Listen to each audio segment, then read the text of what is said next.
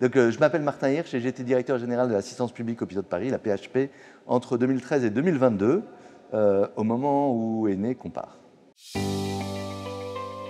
Moi, j'adore Compare. Comme je viens de le dire, j'ai été directeur de la PHP pendant à peu près 9 ans. Et il y a un certain nombre de choses qu'on compte sur les doigts des mains, qu'on est content d'avoir facilité ou permise ou favorisé ou empêché de mourir. Et Compare en fait partie, sans aucun doute.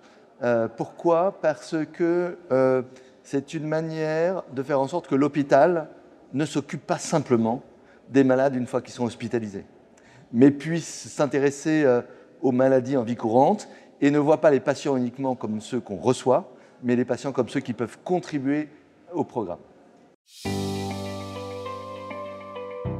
On fait de la recherche et on fait de la médecine pour les patients.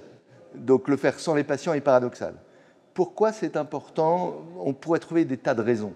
Moi, il y en a une particulière que j'ai rencontrée il y a 30 ans, au moment de l'émergence des nouvelles thérapies SIDA, où ce sont les patients qui sont venus avec leur expérience nous parler à la fois de leurs problématiques, de leurs symptômes, de leurs craintes, de leurs maladies, de ce qu'il y avait à attendre des traitements et pourquoi est-ce qu'il fallait les déployer d'une certaine façon ou pas. Et ça a changé les choses.